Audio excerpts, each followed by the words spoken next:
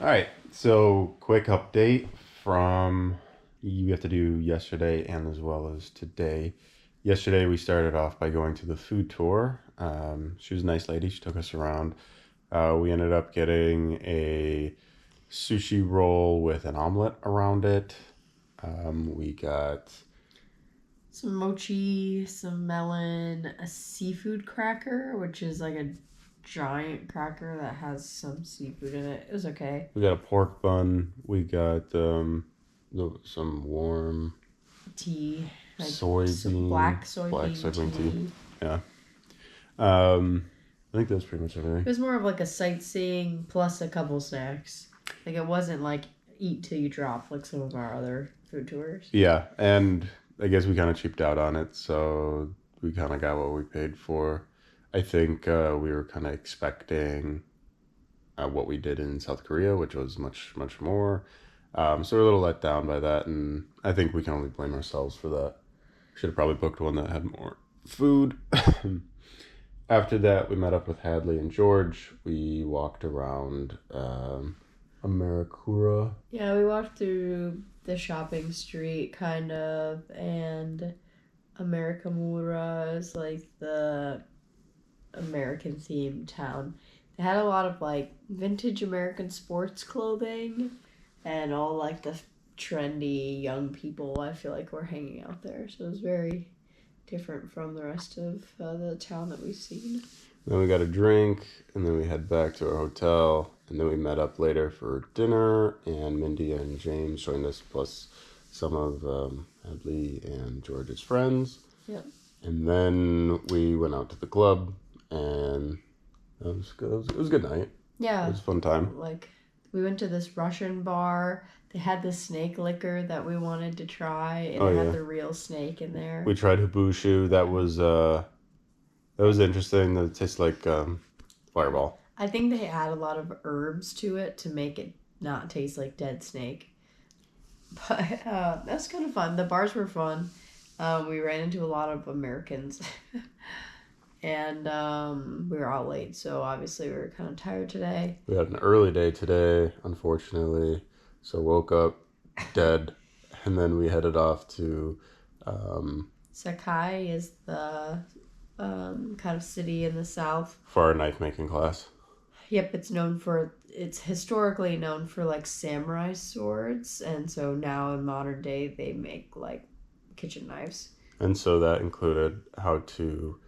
They took us to the knife making museum and kind of explained them, how they're made and that kind of stuff. And then we went back, got on some traditional garb, I guess, for knife making.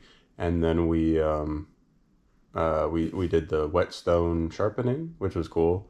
We learned how to do it properly, and it's more complex than you would think.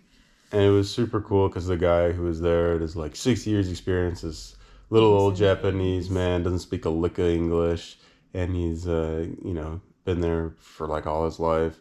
And the shop's been around for 157 years. Yeah. And then there was a middle-aged guy, and then there was a younger guy there. I don't know if they're related or not, but it was cool to see that intergenerational kind of staff. Mm-hmm. And so it was just a really cool experience. It felt authentic. And so that's kind of why I loved it so much. And then after we did that, we did the handle. We got to pick a handle for it, and they like put the knife in the hot coals essentially to heat it up, and then they give it to you, and it's hot, and you hammer in the wooden handle by yourself. It was pretty cool to do. Yeah. So then we did that. That was super cool. I recommend. Yeah, it was awesome. We bought the whetstone so we can sharpen it at home. We both got carbon steel, so it needs to be sharpened a lot. Well, we got some awesome knives with it, so they're engraved with our names in Japanese. And then after that, we headed back to the hotel, and then you shipped off your luggage, and then we went to get ramen. We did go get ramen, which is really cool. So we went to Ichiran, which is like the most popular chain here for ramen. People were like, oh, it's not the best ramen. You can get better ramen because it gets overhyped. But it was still really cool to go do. It's not like you're sitting at a normal restaurant. You're sitting at a bar, which is typical for ramen places, but There's like a cubby. you're sectioned off. And there's dividers between each seat, and there's a curtain behind in front of your table where the waiter will lift up the curtain, and you can't see their face, and they just like hand Give you you your food. food, Yeah. and you don't have to talk to them at all. You just fill out a form of what you want. It's a very introverted way to eat, but it's kind of awesome. Like you can order extra noodles or whatever you want. Like, and ramen was really good, so it was fun to do that. Yeah. Felt like a trough a little bit, but it was really For fun. pigs in a trough. Yeah. So that's definitely, I see where Spirit Away gets that connection. But Yeah. was really cool. I really enjoyed it. The ramen was great. You could choose the spiciness level. So the Japanese just don't know how to do spice, to be honest. Whatever is spicy for them is not spicy for the rest of the world, and I say that as a white person. So I got extra spicy, and it was like you could just notice that there was some spice. So, Yeah.